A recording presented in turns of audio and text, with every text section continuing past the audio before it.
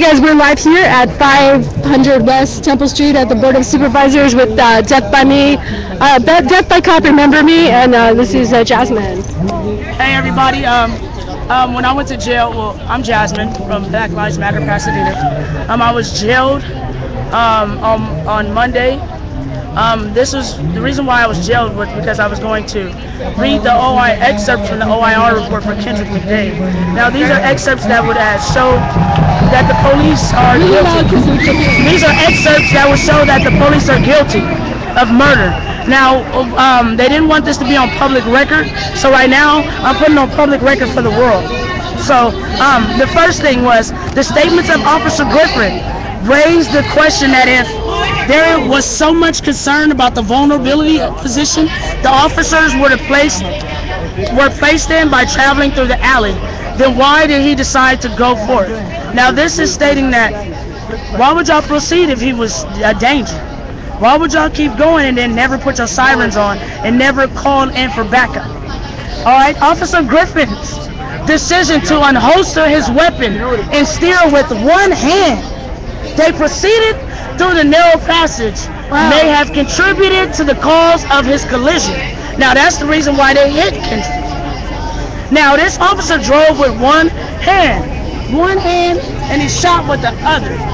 That's called a drive-by. In my neighborhood, that's a drive-by. Officer Newland did not take the time to explain his intentions to his partner before he exited the police car and ran after Kendrick. Now, if he was a threat, why wouldn't you tell your partner where you're going? Because you're scared, right? Like, why would you just go? All gas, no brakes. Pasadena Police Department policy expresses a preference that officers stay together during foot pursuits of suspects. Officer Newland took affirmative steps to separate himself from his partner and go into a foot pursuit. Officer Newland compounded this decision by not communicating to his partner. Now, it's policy. This is policy. During a foot pursuit, y'all can't separate. Why did you make it your business to separate from your partner? You knew what you was doing when you killed that boy. Neither Officer Griffin nor Officer Newland had broadcast that they were following a person they believed to be one of the robbery suspects, nor did they believe that the person was armed. Per the department's foot pursuit policy, it would have been preferable for Officer Newland to confirm and broadcast to fellow officers, that he was in a foot pursuit with a suspect he believed to be armed. Now, what that means is, if you believe someone is armed, you gotta automatically call for backup. No ifs, ands, buts about it. How come y'all didn't call for backup? How come y'all didn't even tell him that he had a gun? Because y'all knew y'all was gonna kill him and pin him with a robbery. Officer Griffin cut off and did the boxing maneuver. That was troubling. That's troubling to the OIR report. Janako's report, they came up and concluded that that's troubling. Why would you box in and pursue a kid? In reviewing numerous deadly force scenarios, in the OIR group has been taught by use of force, excerpts that it is critical to maintain distance and cover when dealing with suspects believed to be armed. Now that means separate yourself because you think he got a gun. So why would y'all do everything in y'all power to close and separate the distance? Because y'all knew y'all was gonna kill that boy. In this case, both Officer Griffin and Officer Newland attempted in different ways to close the distance on a suspect they perceived as armed without being a position of cover. That's murder. Officer Griffin's failure to place his vehicle in park before he exited his vehicle after the shooting was a potentially disastrous mistake because the car ran him over. That could have been the thing that killed him off. That car was never placed in park. Now, the OIR report group, which is the Janako group, whatever, Janako OIR report, they also reviewed Officer Griffin and Officer Newland's decision not to respond to Code 3 to the felony call.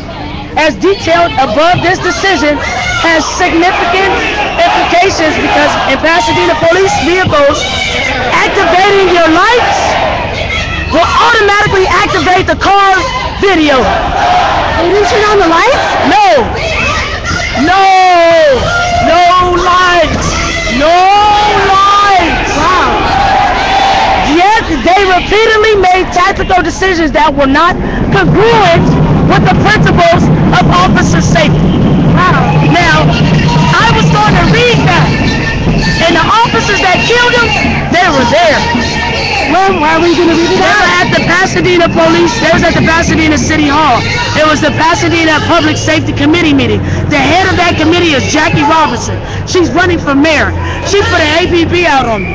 She didn't want me to read because she's getting funded by the police union. So you were arrested on your way to Yes. go and speak in front of the The whole Public Safety Committee. Public Safety Committee.